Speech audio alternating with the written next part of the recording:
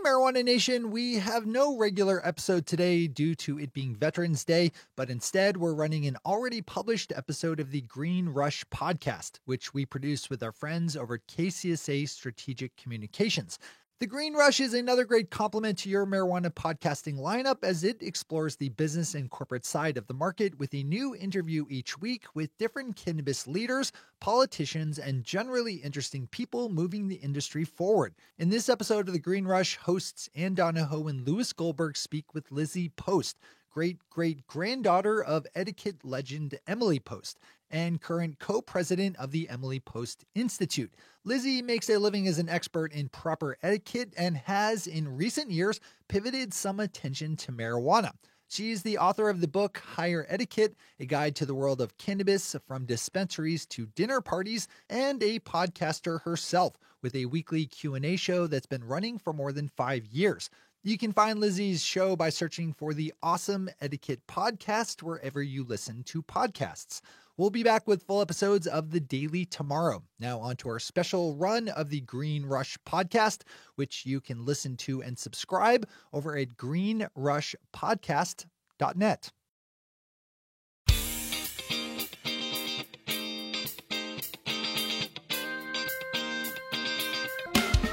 Welcome to The Green Rush, a podcast about the intersection of cannabis, the capital markets, and culture.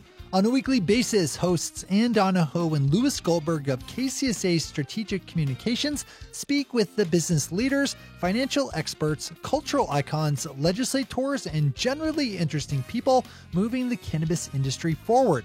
Today, we're speaking to an unlikely advocate in the cannabis space, Lizzie Post. If you think her name sounds familiar, she is the great-great-granddaughter of Emily Post.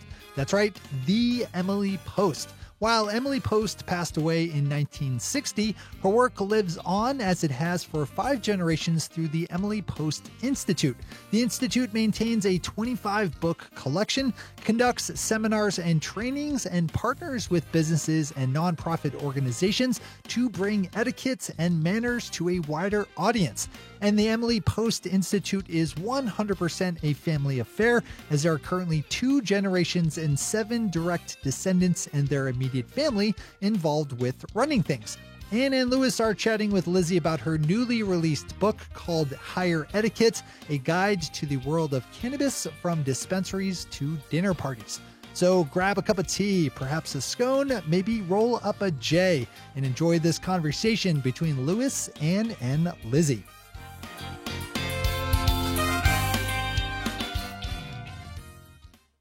Hi, Ann. Hi, Louis.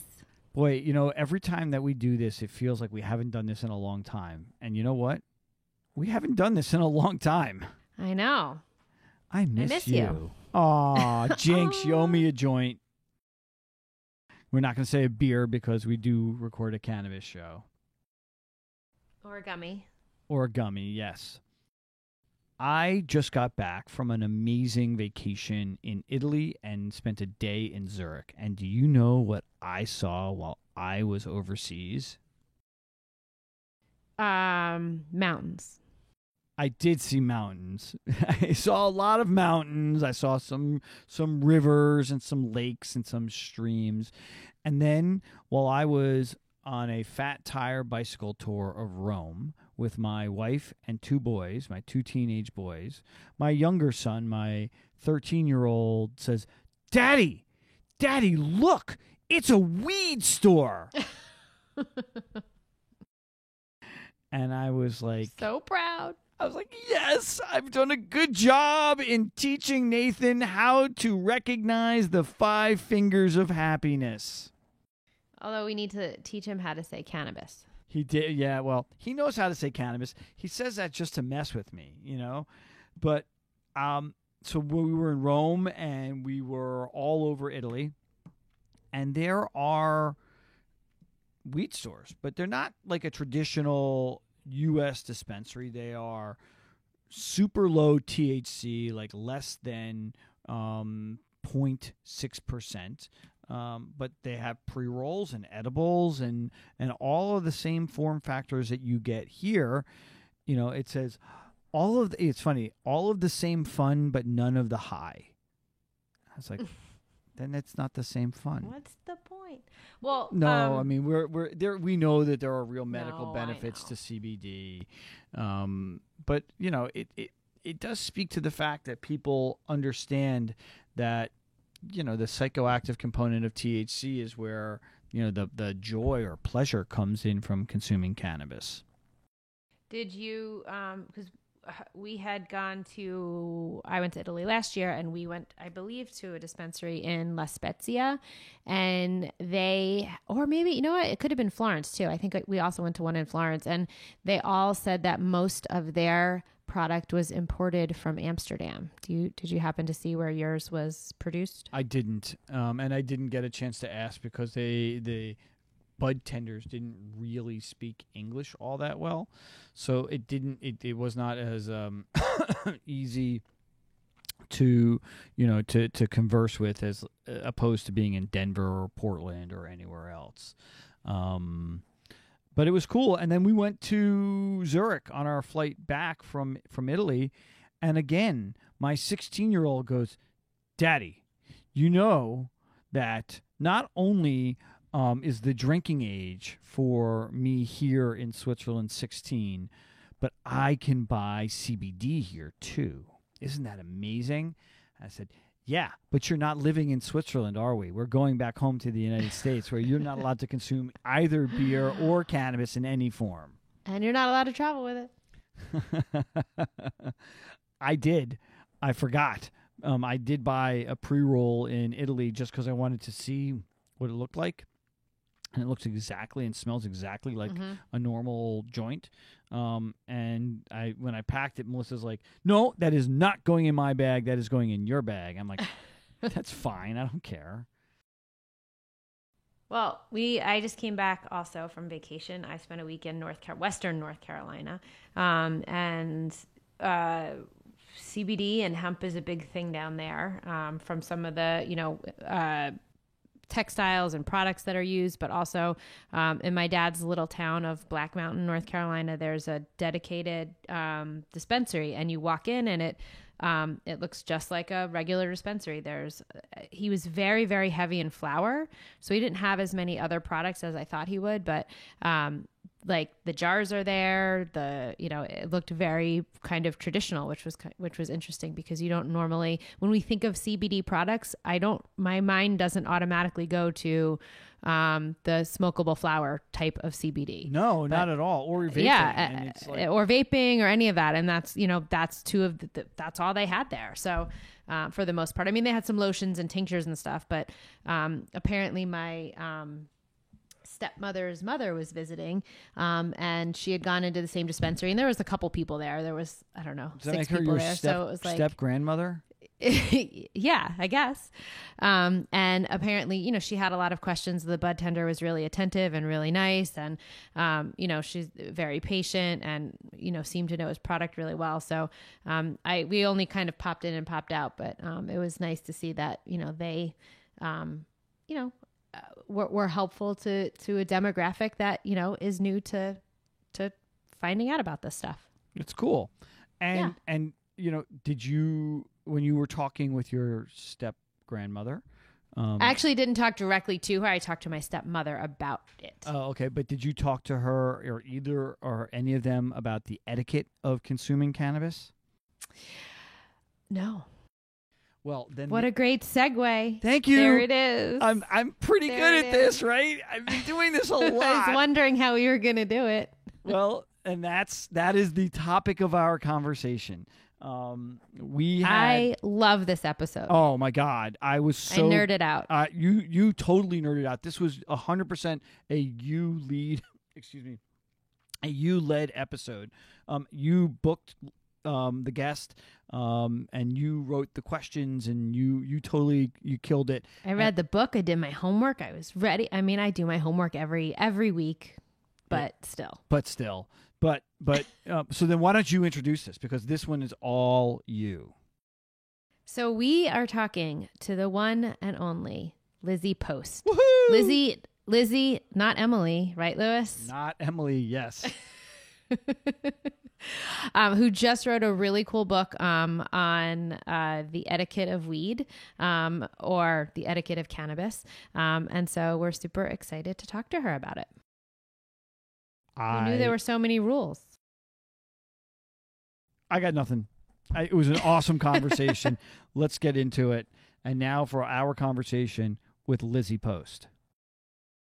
Lizzie Post, thank you so much for joining us today. We are so excited to talk about your new book. So let's get this out of the way. You are the great-great-granddaughter of Emily Post, who is the name in social graces and etiquette. What do you think she would think of your new book?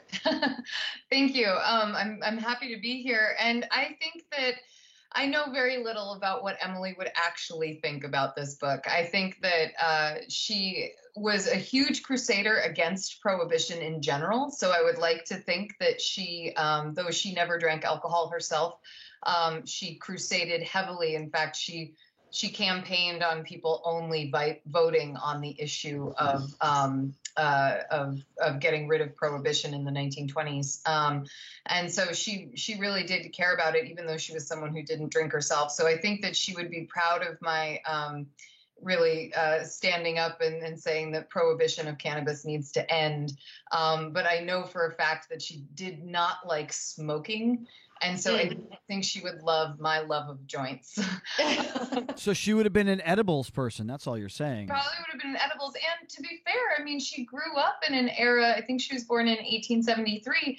So she grew up in an era where it would have been common to find cannabis as a tincture for headaches and things like that. And so I would be really interested to find out if she actually did consume it for those types of reasons or not. My guess is that she didn't. She seemed to be pretty straight-laced, straightforward in that regard. But when it's being, sold to you as a headache remedy, as opposed to, the way it's been sold to us for the past century, I think it's a really different perspective on what cannabis might look like. So right. I can't say one way or the other. It's interesting. So she was almost on the earlier side before all of the, reefer madness and all of this crazy fear mongering, went on. So this could have very well been, her doctor might have said like, oh, for your headaches, here's some cannabis or whatever it was even called at that time. Interesting. Totally. No, it was actually called cannabis. Yeah. It was probably, cannabis back then. But it would be interesting to find out whether it ever crossed her path. And also I would have loved to have heard her perspective on as things like reefer madness took over and as that propaganda started to take over, because she lived from about 1873 to I think 1960 or 1959. So that's a pretty big change up in our world. I mean, when you go from like horse and buggy to microwave oven, it's a pretty big span. And I'm really curious to hear what she thought of, this kind of demonizing of it that started happening. Lizzie, so I just want to take a step back and talk about etiquette in general. So when people think of etiquette, in my brain, it's like, oh, what fork to eat with? How do you fold your napkin? But the way you describe etiquette in the book is really interesting, and it's much broader than that. It's more of a social contract that we have with each other in a society. And specifically, you say that etiquette is about being aware of all the factors contributing to a situation and how the possible outcomes could impact each of the players. Good etiquette looks for the outcome that positively benefits the most people, which I feel like every diplomat should also read. How about, or president? President, whatever. But can you talk about how etiquette fits into the broader discussion of a new industry like cannabis? Sure. And with cannabis, it's really kind of interesting because it's not so much a new industry as it is just a culture shift and a change in this industry. I mean, people have been supplying pot to each other for a long time.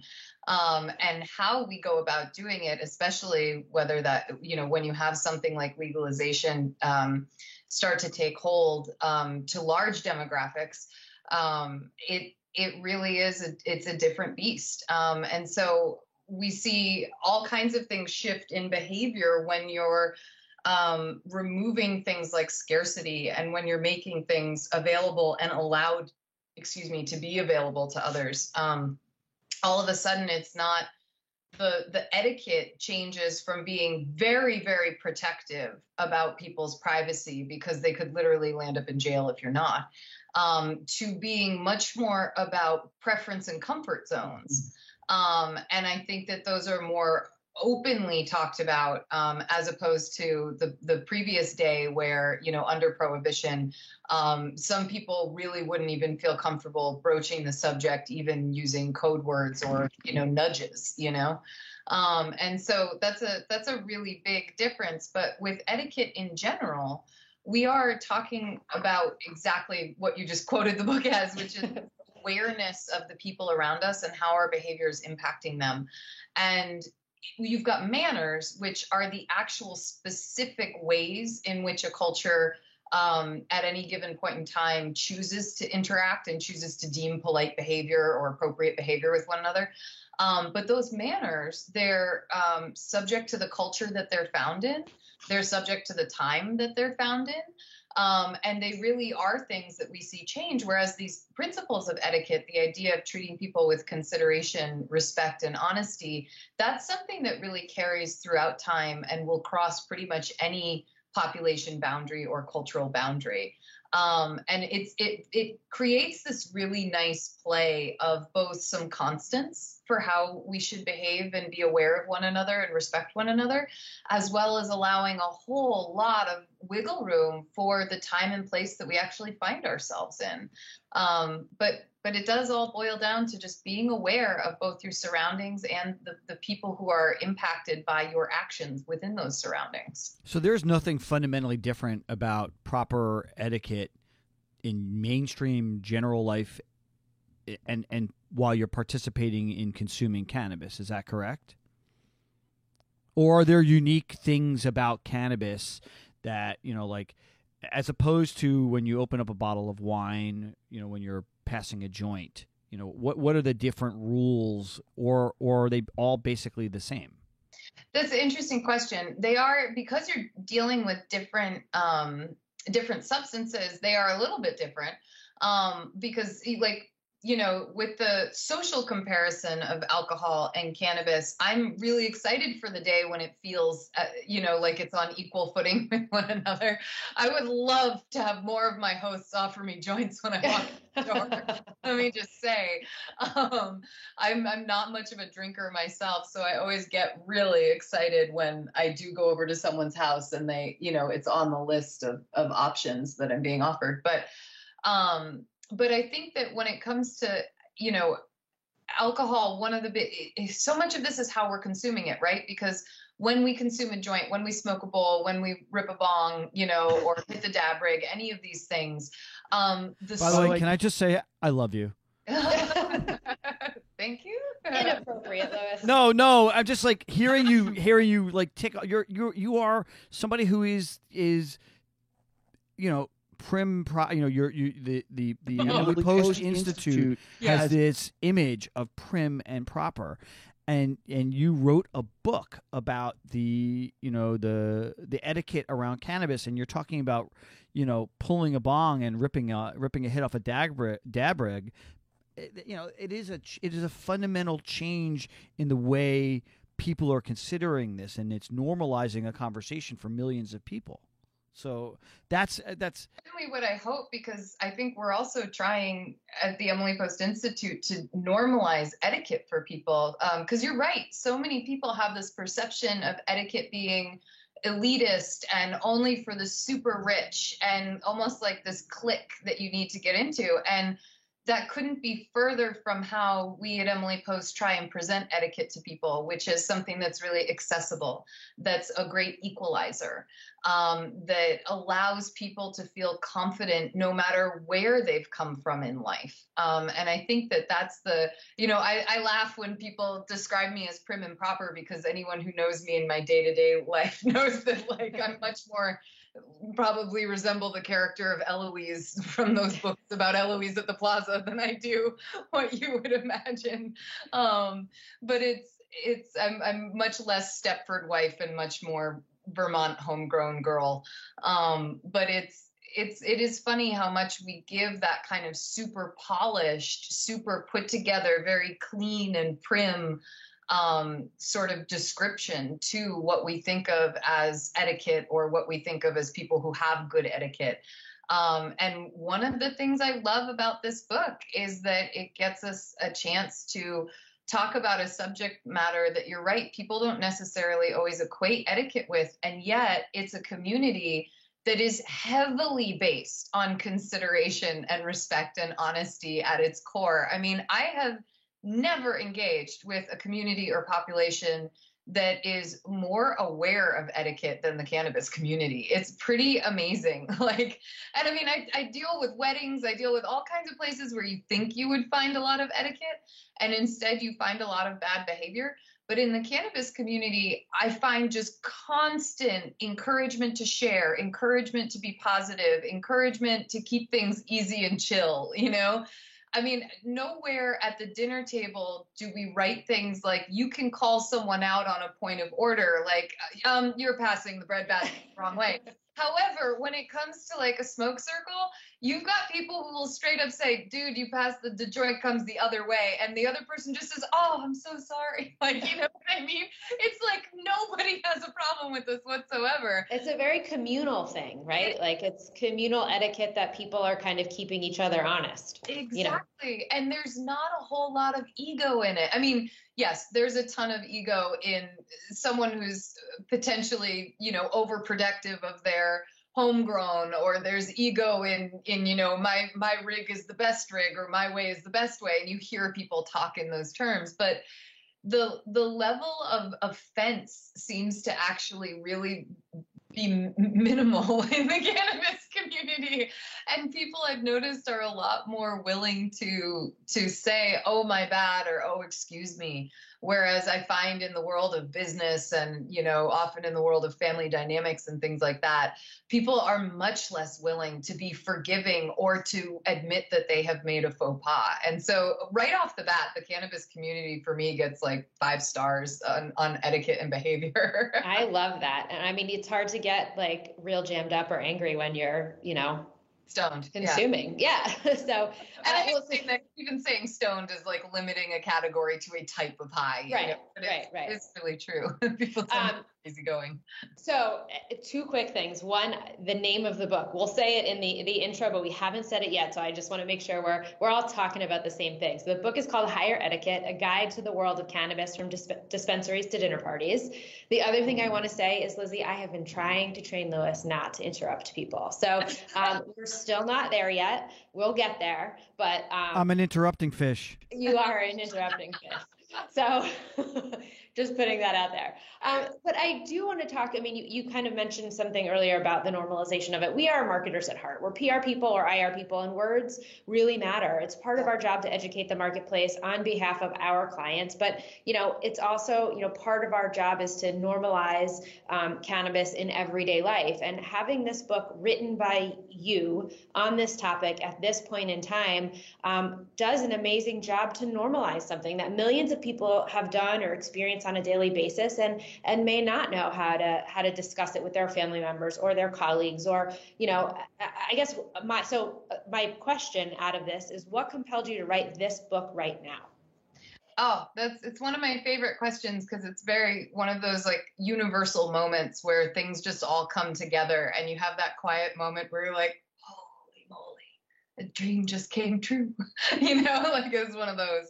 And so basically, being a cannabis consumer for years, I started when I was in high school, smoked throughout college, and then my 20s, took a slight break in my late 20s, and then came back to it in my 30s. It was always a joke, was, you know, like, oh, when are you going to write, you know, the etiquette of weed, or like something like that, you know. And you're like, challenge? I probably just imitated myself when I'm stoned. But it definitely, a lot of people had this idea or would joke about it, or they'd talk, you'd hear people talk about courtesies that they'd heard of or experienced. You know, most notably when folks would come back from like Amsterdam or something, they'd be like, wow, people just like chill with the joint. They don't like fight over who's gotten it how many times, and if you threw down, is it going to make it all the way around the session, you know? And it was always little bits and pieces. And then when my cousin and I both started working at the Institute, we would, we'd sit around and talk up what the Institute might look like 20 years down the road. And he said he was the one who was more on the sort of the finger of the pulse of legalization, what was happening with it. I was more, just sitting on the couch smoking what I could get my hands on. And so he said, oh yeah, he goes, one day we are going to be able to write that book, like for sure. And I was kind of like going, what, really? Oh wow, that's so cool. This is your cousin Daniel? My cousin Daniel. And then, I would say a good maybe 6 or 7 years later, I was actually manning the Institute on my own. Dan was off dealing with something, and just through a series of being connected to folks, an email came in to myself and another author that I know that said, hey, do either of you know any particularly conscientious pot smokers? I've got a publisher that wants to write a book on weed etiquette. And I was like, I was seriously dumbfounded at my desk. I was like, did this really just happen? Like, Daniel's never going to leave me alone at the Institute again. Yeah, exactly. So I raised my hand to nobody, and was sitting there in front of the big computer screen going, oh my gosh. And I wrote back and said, I would love to write this book. And the agent who had written it to me was like, wait, but like not under Emily Post, right? And I was like, no, under Emily Post. And she said, holy moly, let's go. Let me talk to the publisher about it. And she said, holy shit.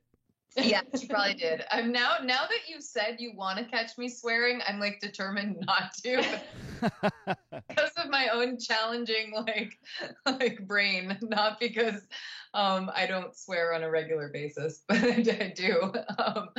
But yeah, no. So she definitely was surprised and excited, and then it was just a matter of finding out if the publisher was willing to wait until I had a break in my schedule to write the proposal. And luckily they were, and we got the proposal off, and then the book was accepted, and I believe we signed the contract in like late December, like the 27th of December or something like that of 2017. And then on the 6th of January, I was off on a flight to Colorado to start research. I had 4 months to research and write the entire book. So I was definitely under the gun to learn about legalized cannabis, because at that point I still lived in a state where it was illegal. And so that in and of itself was an interesting part of the journey, because to me, it was still people talking about cannabis in terms of just not even using the word cannabis at all, but just calling it good or bad, or, oh, it's like social, or it's like sleepy weed, or it's indica and sativa. And that was kind of it. And, I was like the lone smoker of my group of friends. Not many of the rest of them consumed it. Like greater circles of friends, definitely everyone consumed on occasion, but not kind of the way that I did. And so it was really wonderful to go out into the world of legalized weed and just be like, hi, I'm here and I want to know everything that you've been up to for the past 5 years. It was really fun. I have so many questions. Like so many questions. Like you just opened up this whole Pandora's box in my head. Let's do it. All right. So the first one is just really tactical, right? Okay. You've talked a lot about passing a joint, but Yes. but all of the trend lines on consumption are not towards flower consumption, right? It's edibles and tinctures and vaping. So just thinking about vaping, what is the etiquette of a vape pen versus a joint? Because a joint is a fundamentally social experience, right? There's a ritual in rolling it if you're not buying a pre-roll. And it's something you pass around. Yeah. But what about a vape pen? Yeah, I have mixed feelings about this only because as a very frequent joint smoker, I'm often like, so personals? Who wants personals? But it's so that eliminates the passing as an entire issue. But when it comes to that vape pen, I actually think that this is one of those things where I really noticed a difference between states where it's legal and states where it's not. I noticed in states where cannabis isn't recreationally legal or adult use legal, that more often than not, pens are really frequently shared because not everybody has one. Whereas I noticed in states where it's been legal for a while, a lot of people just simply have their pen and they don't actually share it as often as as in states where it's still prohibited. And that was kind of like an interesting observation. Like a lot of folks in Portland were telling me, I really don't pass my personal pen. That's like my use throughout the day to keep me going. That's exactly what I want around, because if someone draws too long on it, they can burn the oil in it. If they set the heat too high by accident, it messes it up. It was really interesting that it felt like more of a personal thing that you wouldn't necessarily share, whereas the joint is kind of always shared no matter what. But the vape pen, it really depends. And it's okay for you to turn down sharing it if someone asks for your vape pen. Etiquette wise, I think it's better to let whoever has a vape pen offer it to you rather than you asking them for it. But that's just me. Yeah, but you are the authority.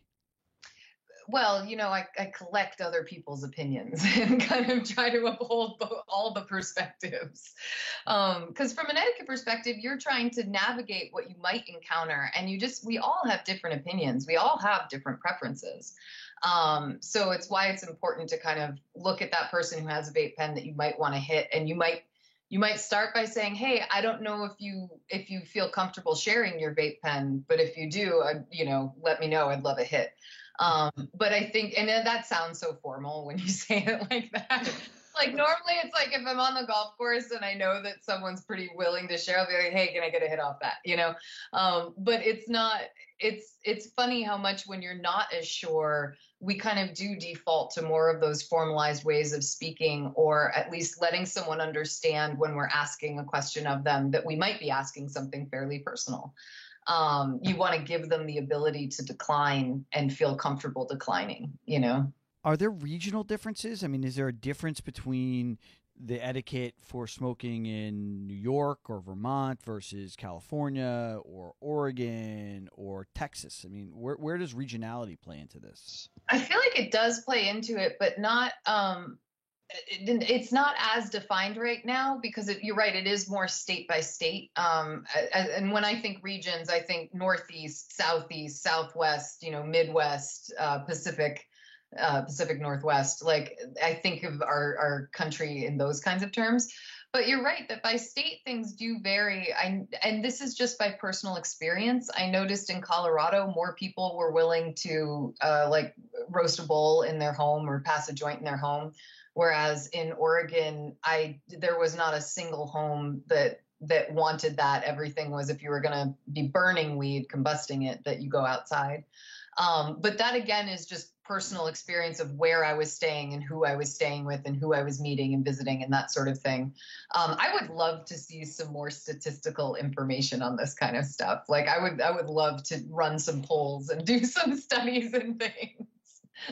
I mean, is there more of that in the future for the Institute or for you? I so hope so. If this book can sell so that it clears its advance and we start making money, I would love to be putting money back into more research and things like that.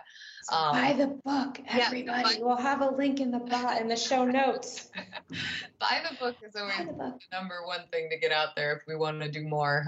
We got to fill the funds to do so. But it's I would be excited to see more of that coming out, because I do think that they're just, like I said before, there are so many opinions out there and so many different perceptions about what equates to good behavior, that there really is no one way to say, this is how you do it. I mean, pretty much the only thing people did agree on was that you don't burn the entire bowl.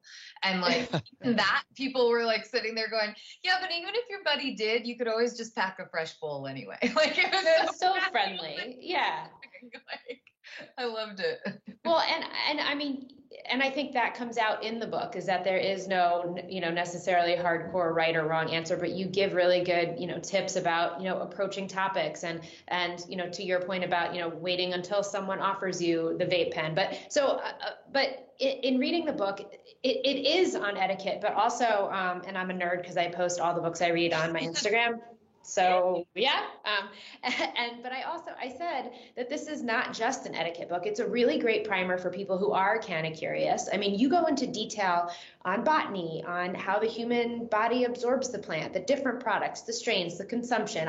I literally have a better idea of dabbing because of this book, because every time I go into a dispensary, I look at that corner where they have, all the resins, and I'm just like, oh, that's a little scary to me. But you made it like more approachable. So can you talk about and I'm in the industry. I've been doing this cannabis day in, day out for 3 years. So what has the feedback been for you, both in the cannabis community and then like in the old school Emily Post fan club? Like, is there a collective clutching of pearls, or are they like, oh my, I would like a strain that helps me with XYZ?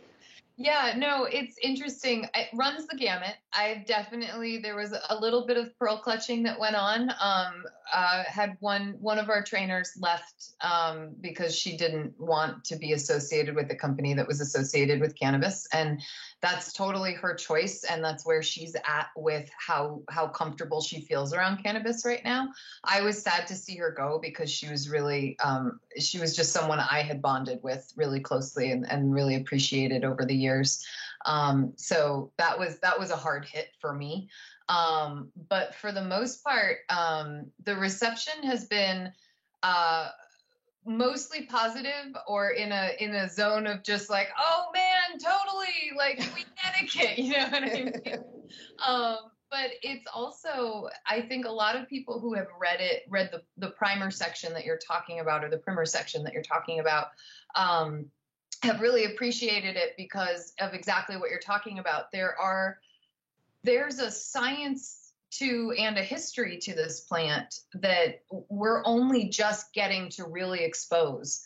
And people are getting curious and diving deeper into it, whether that's because they've come in through the CBD side and they now want to understand why CBD is different from THC, and that gets them into the science, to the idea that they weren't able to combust, they weren't able to inhale carcinogens, and then therefore they were excited that vape came on the scene, or excited that edible options are available now, or that salves or patches are available, transdermals are available. And so it is kind of fun having people come at cannabis now from lots of different angles, as opposed to just the smoking a bowl or bong or joint. I really fought to keep this section in the book. A lot of folks thought, why is there a science section in an etiquette book? And for exactly the reason that you're experiencing, this is a really wide topic, and there's a lot of conflicting information. And there's a lot that helps you to understand the experience you might have if you even just know a little bit. And so the goal was to kind of touch on these ideas of, not these ideas of, but touch on the endocannabinoid system. So how is cannabis interacting with your body once you consume it? How the different ways you consume it might impact the effects that it has on you. And then when it comes to strains and cultivars, what are we talking about here? And why are they named the things that they're named? And how do you figure out what is going to have an effect on you that's going to, resonate or not with you? And so I found that to be a lot of just how-to information that blew my mind when I learned about it. Because again, I was just coming from good, bad, you get what you get and you don't get upset. So it was really, really cool to be able to learn about cannabinoids and terpenes and how together they are impacting your system, and how to seek out that information when you're at a dispensary. For me, it really broadened the way that you could choose to participate. So yeah, that's why that section got so big. Can we talk about family for a little bit? Yeah. I'm a dad. I've got 2 teenage boys who are completely aware of what I do for work as a PR guy, but that we do a lot of work in the cannabis industry. They know that I consume, but they have friends who come over, and I'm really out, like with the same way, the way you describe how you consume. I'm that same guy. How do you talk to, as a parent, other parents about cannabis and consumption at home? How do you deal with it versus alcohol? Can you kind of lay out the view for other parents out there? Yeah, this is a place where I think alcohol takes us only so far on the social comparison list, because alcohol, we don't often ask people, so how do you steal, how do you store your liquor? I want to make sure so that that's exactly what I thought of. Yep. Get into the cabinet. Like, nobody actually says that. And I maybe it's something people need to say more often to one another, if we want to try to curb underage drinking, or maybe it's something that we need to find a different conversation around it to have. But nobody asks that question right now, about alcohol, and yet they also don't ask that question about prescription drugs. And they do, however, ask this question when it comes to gun safety. But we have these other subject matters in our lives that parallel cannabis in terms of the fact that they are for adults. They are things that they can be serious if kids get into them, of all different ages, and that parents are often going to be held responsible for if kids get into them. And so I think it's still worth, in terms of importance, a question if you have a concern about it. I think it's worth a lot of self-consideration. How am I keeping my edibles, my tinctures, my salves? How am I educating my children about it? But when it comes to that question of other parents and talking with other parents, I think it's best to be on the front end of the conversation and letting people know, as long as you feel comfortable doing so, that you consume cannabis and you're happy to share with them how you keep that out of the kids' lives. Or literally share with them. Or share with them if they're of age. No. I mean with the other parents. Oh, shit. Sorry, my bad. I was like, yeah, or with your kids if they're 21. But now I've got you. I think it's nice to open up the conversation by saying, this is something I do. I'm happy to talk with you about it if you'd like to. I think that if you're the parent that has the concern and another parent smokes pot, like they've openly talked about it, but you haven't talked about doing a play date over at that parent's house, for instance, what you want to do is broach this conversation in a way that helps the other person to understand that you're seeking information only to help make a decision for yourself and what you feel comfortable with, that your goal isn't to judge another parent. Because I think one of the things people forget is that we can know that a parent smokes pot, but we're so much more willing to judge their safety when it comes to pot as opposed to the alcohol, or as opposed to the prescription drugs, or sometimes the guns. The guns people do get pretty cautious about, which is a good thing. But it's interesting to me how people are willing to get so nervous about pot. And so the way that you ask this question is, I frame it from the fact that you have concerns and boundaries. So you can say something like, I have a boundary about cannabis, or I have a boundary about pot, and I just wanted to ask you if I could ask you about whether or not it's a part of your home life, and if so, how you keep it away from the kids, just for my own sense of comfort. If someone isn't able to answer those questions, or they say,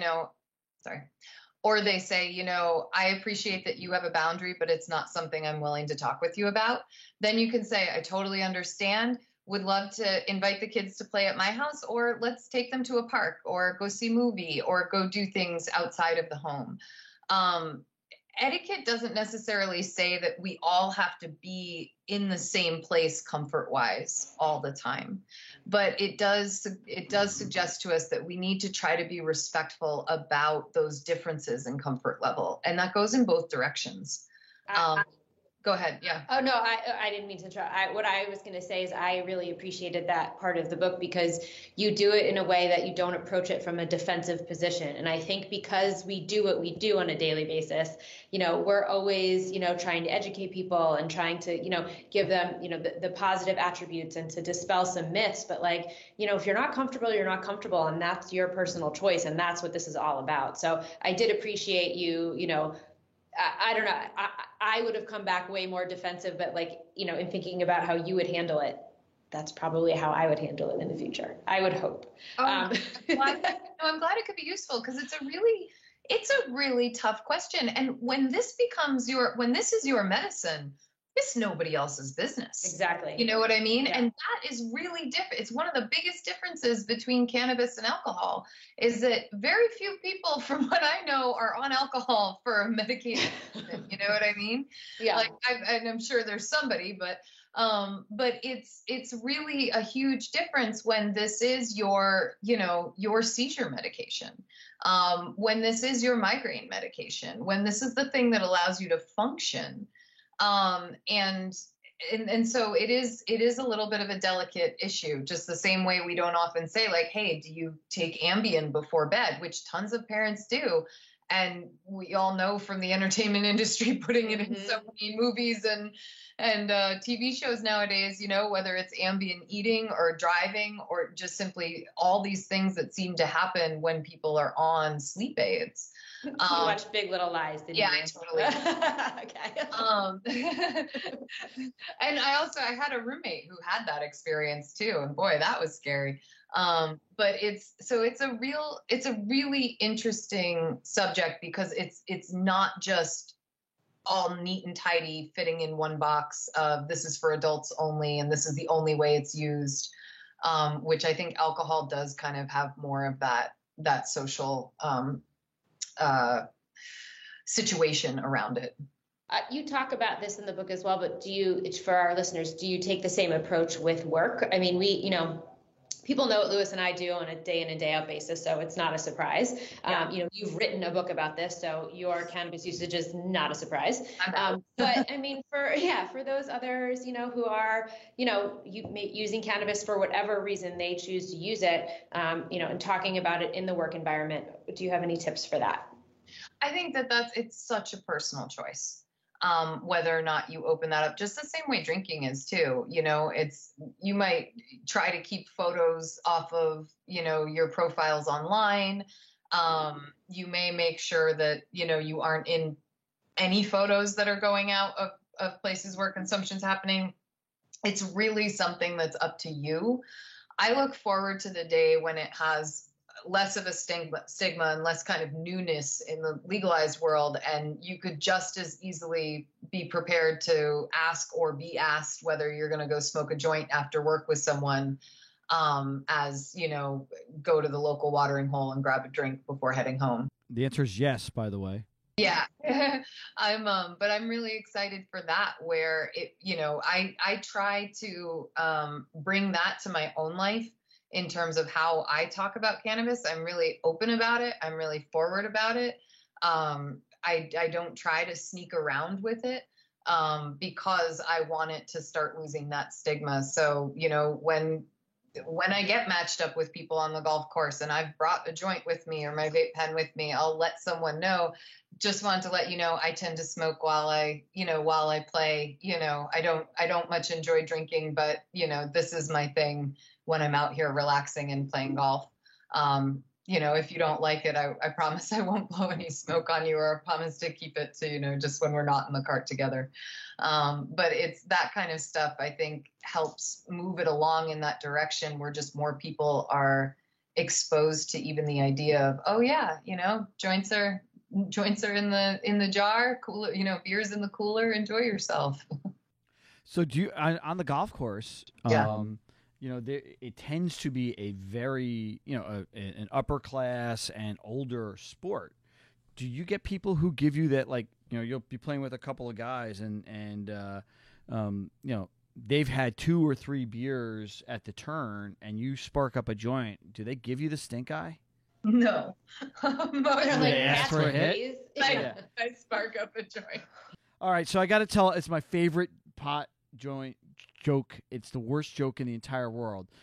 I'm sorry. Well, look, we describe this podcast as the intersection of cannabis, the capital markets, culture, with really bad dad jokes, and that's my job. So my bad dad joke is, what's the shortest word in the English language? Ear. Oh, we might need to edit. No, it's totally that's totally gonna stay in. All right, we're almost we've taken a lot of your time. We've got two more questions. Oh, all right. Well, cool. So, look, I for me, my consumption modes tend to be a joint, or edibles. And I'm pretty good about rolling and passing and trying to be aware. What is the absolute most egregious thing? Like if somebody did this, not only are they never going to get invited to get high again, like they're getting kicked out. What's the worst thing you can do? Oh man, no, like nothing I feel like is ever so bad that you get kicked out. But when it comes to passing joints, I have a real problem when people hold the joint really hard and they squish it down, and then you're like rendering it not smokable. You know what I mean? Especially if there's not like a filter or tip or a crutch in it. Like that to me drives me nuts. Another big one when it comes to joints, not quite so much blunts because they're a little sturdier, but definitely also still gross with bowls is when someone really slobbers on the mouthpiece or the end. That is one that because a lot of people are just like, what do I do? Do I wipe it off? Do I burn it off? If it's cold as opposed to glass, I can't really burn it. Like, what the heck? Wipe it off. Wipe it off. It's gross. And how do you wipe off a blunt end? That's to me, that's really tough to do. It's not. No. You keep it. I'll light another one. It's good. Exactly. That's the oh, that one's yours now. I'll just light up another one. But that's one that seems to give a lot of people just a lot of pause because they're like, A, this is gross. B, the other person might be really embarrassed if I call them out on this. Like what? Oh, it's just such a stopper of a moment where you're like, oh, what do I do? Okay, hit it. You know what I mean? This is fabulous. Thank you. Yeah, exactly. Like, yay! Glass is next. I'm getting the willies now. Curious, what do you think? What's the biggest showstopper? The biggest thing that's like, I'm not smoking with that dude again. Go ahead. You go ahead. Smoke in the house. Okay. We have. We're a very pot friendly, cannabis friendly apartment, but we have a balcony, and the reason we have a balcony, not the reason, but I mean, that's that's where the magic happens. So, I don't want it in my house. And that's a personal preference. No. And it always irks me when people are like, and no one does it a lot, but or even if I walk into a home where it's all inside. Gotcha. You want some airflow. I need a little airflow. Full air. Gotcha. What about you? I was at a business dinner in California a year and a half or so ago, and I had a vape pen, and there was another colleague there, not somebody who works with us, who said, hey, man, do you mind if I take a hit on that? And I was like, no problem, and it was a little uncomfortable. But then he walked away with it. Took it to another table with his friends at another table. Yeah, and passed my vape pen around, and I was so stunned that and I was with my business partners, and they were just as stunned as I was. And that is somebody, and this is somebody who had wanted to get a job here. And we had, and I was like, "Are you kidding me?" So that was pretty bad. That was wins. To me, that is egregious behavior. If you that's kicking him out, right? That's the kick him out behavior. Seriously, if someone took your joint out of the group that was smoking it and handed it to a whole other group of people, I would be like, excuse me, can you please, you're gonna roll us a fresh one or something? Like, what's going on? It wasn't it was my vape pen, and it's like where, but in both types of smoking scenarios, that would just not be cool. Not cool at all. Yeah. Especially if you want a job. Yeah. You should be offering to roll this guy a joint. Exactly. Oh, buddy. Did he get hired? Fuck no. And to be sure, I just lacked Lewis.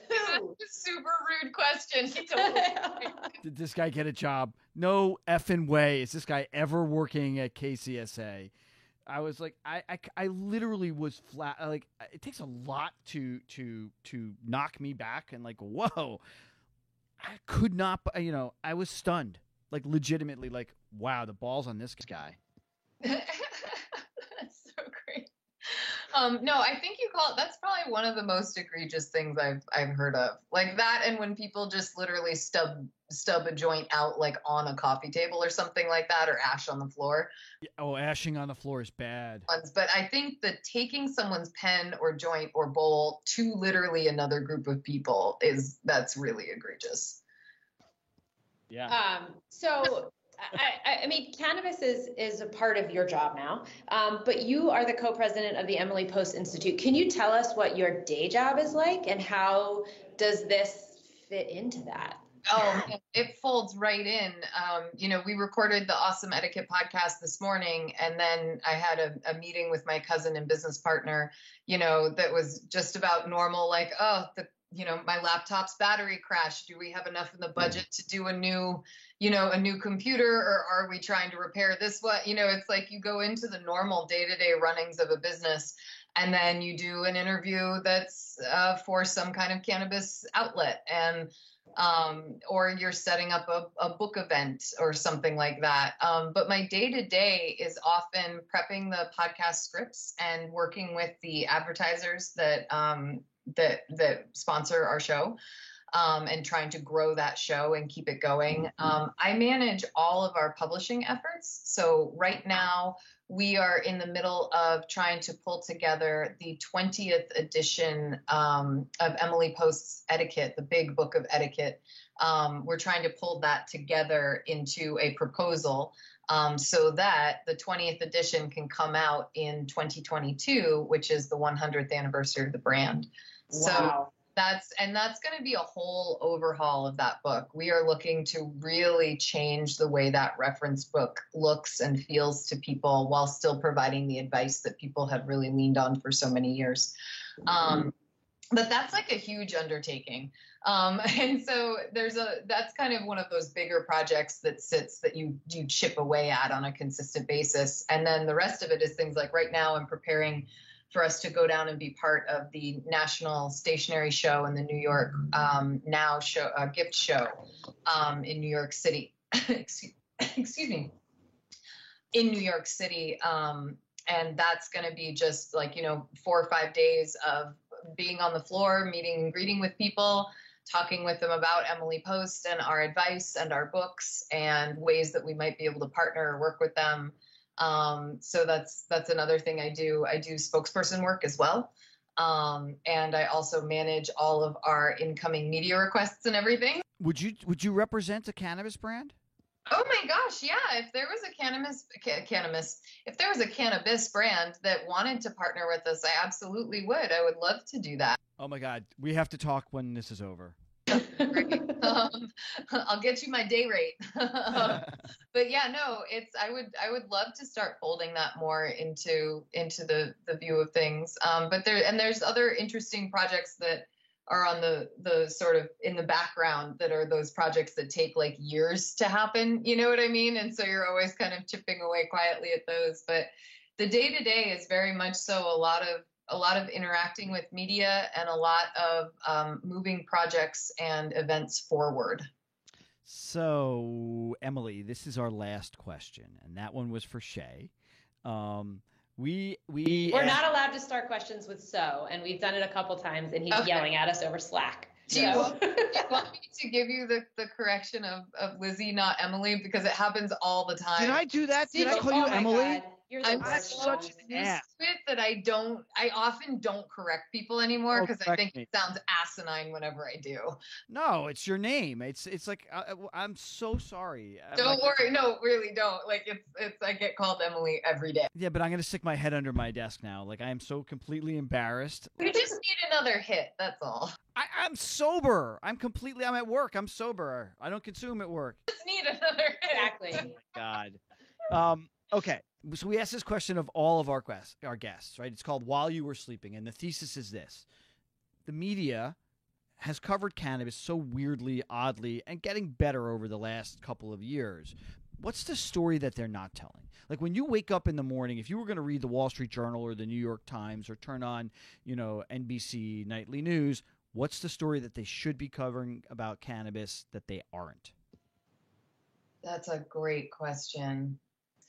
I do think that they are starting to cover the social justice side of things a lot more, and I've seen that coming up more in my news feed. So so that's not the one that I would say, because that actually does happen. But there's the story of the everyman that doesn't seem to really make it to this light that often, and that's the story of just how varied and I want to call it simple a lot of our relationships with cannabis are or is. It's amazing to me how a lot of people just casually consume, or it's what they do, at home instead of their glass of wine. And I'd like to hear those kind of more average stories come out more often. I think we've got some really great coverage, and a lot of people are changing their impressions and their understandings of cannabis through the medical stories that are coming out about, how it's helping kids with epilepsy, how it's, easing cancer patients' pain and things like that, how it's helping folks with all kinds of different conditions. And so I like the fact that all the medical is getting highlighted. I like the fact that we do have subjects like equality and diversity coming up, and especially when it comes towards passing legislation. But I also want to keep space for just the average consumer, because I think that is also where a lot of normalizing happens. That's where you're highlighting, that mom from the playgroup who does, smoke a joint while she offers you a glass of wine because she knows you don't smoke, and that's okay. Mm-hmm. I would like to hear more stories like that, because I think that would really help with the normalizing. I'd also like to hear more science stories, more stories on the actual science of cannabis. It's like everyone calls CBD the non-psychoactive one. It actually is psychoactive, it's just not psychotropic, and that's a big difference. And so I'm more interested in seeing some more of the things that I learned throughout researching my book come out in the media more. And that's the everyday average consumer, as well as what the science really is about. That's a great answer. That was a great answer, Lizzie. Yeah. Thank you. We've been talking with Lizzie Post. It's been an awesome interview. The book is called Higher Etiquette, A Guide to the World of Cannabis from Dispensaries to Dinner Parties. We will have a link to purchase in the show notes. Please buy this book. It's a wonderful gift, but it's also just a really good thing to have on your bookshelf. If you are at all interested in cannabis and understanding what the world is like, it's awesome. So Lizzie, thank you so much for your time today. Our thanks to Lizzie Post, the co-president of the Emily Post Institute and author of Higher Etiquette, A Guide to the World of Cannabis from Dispensaries to Dinner Parties. Buy it wherever books are sold, and check out emilypost.com for more of Lizzie's work. You can also follow her on Twitter at Lizzie A. Post, and check out the podcast she does with Daniel Post Senning called Awesome Etiquette.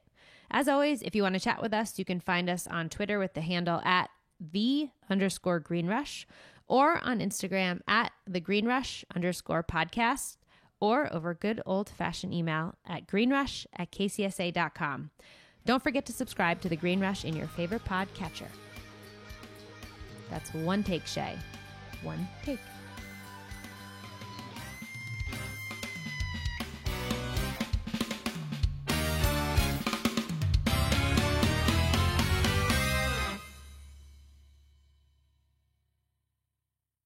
Cannabis!